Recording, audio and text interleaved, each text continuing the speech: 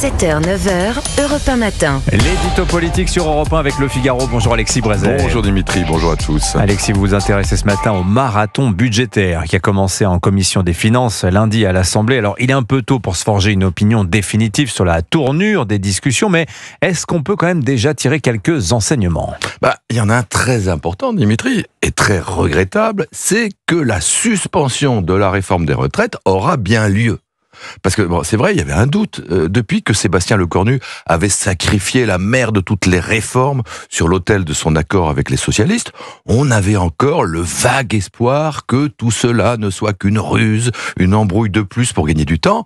On pouvait croire que le gouvernement avait l'intention de jouer la montre et qu'à la fin des fins, sauvé par le gong du calendrier budgétaire, il ferait appliquer par ordonnance une loi de finances fort heureusement débarrassée de cette coûteuse reculade. Hier matin encore, Emmanuel Macron, s'exprimant selon sa vieille habitude sur la politique française depuis la Slovénie, avait donné du crédit à cette hypothèse, en plastronnant devant les journalistes, autre vieille habitude, que non, il ne s'agissait pas d'abroger, ni même de suspendre la réforme des retraites, mais tout au plus de la décaler, quasiment rien. Le PS, le RN, LFI dénonçaient déjà l'entourloupe, enfin, du côté des gens raisonnables, on se prenait à espérer. Patatras! Hier après-midi, Sébastien Lecornu a profité des questions au gouvernement pour apaiser la suspicion grandissante du groupe socialiste et prendre l'exact contre-pied du président. Désormais bien rodé dans le rôle de l'otage qui court au-devant des exigences de ses ravisseurs, il a annoncé, sous les applaudissements du PS, qu'il avait déjà saisi le Conseil d'État de la fameuse lettre rectificative qui garantit officiellement que la suspension de la réforme sera officiellement prononcée. Effectivement prononcé. RIP donc la réforme. Maintenant, pour arrêter le train fantôme qui nous a déjà valu d'être dégradé par Standard & Poor's et qui pourrait nous valoir très vite d'être sanctionné par Moody's, il faudrait que l'examen du budget aille à son terme et qu'il soit rejeté par les oppositions coalisées avant l'expiration du délai légal prévu par la Constitution. 70 jours, hein. Voilà. Vu le festival d'amendements en tout genre dont l'Assemblée et le théâtre, c'est tout sauf probable. Parce que depuis 2 jours, on a pourtant l'impression que les députés sont plutôt plus raisonnables que l'année dernière, Alexis. Oula, c'est pas parce que les macronistes, les LR et le RN ont repoussé, c'est vrai, la taxe Zuckman, en commission, seulement en commission, qu'il faut crier victoire. La machine à prélever est toujours sur on. Les parlementaires ont déjà pérennisé la contribution différentielle sur les hauts revenus.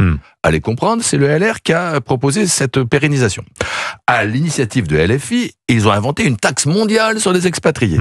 Ils sont déjà partis à l'assaut de la loi Dutreil, qu'on accuse de trop favoriser la transmission des entreprises. Et s'ils ont renoncé à la taxe holding, c'est tenez-vous bien qu'ils ont fait, paraît-il, une erreur. Oui. Bon. Et croyez-moi, ça n'est qu'un début.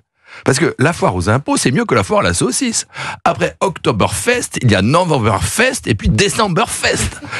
Dans une assemblée sans cap ni majorité, chacun va vouloir son prélèvement, son amendement, son scalp budgétaire, son totem idéologique. Ça va être le concours Lépine de la dépense inutile, le Grand Prix de France du matraquage fiscal, le retour de la taxe Zuckman, évidemment, et la chasse aux héritages tombés du ciel.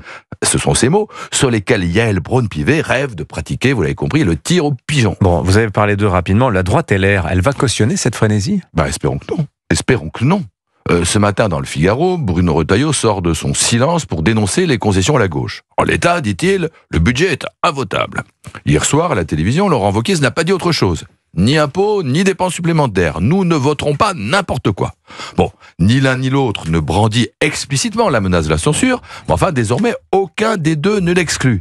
Allez, on progresse. Encore un petit effort pour être vraiment de droite. L'édito politique sur Europe 1. Merci beaucoup Alexis Brézet. La une du Figaro ce matin, justement, Bruno Retailleau, le patron des LR, grand entretien, son premier depuis son départ du gouvernement. Et en l'état, dit-il, vous l'avez cité Alexis, le projet de budget, dit Bruno Retailleau, est invotable. Merci Alexis, à demain. Il est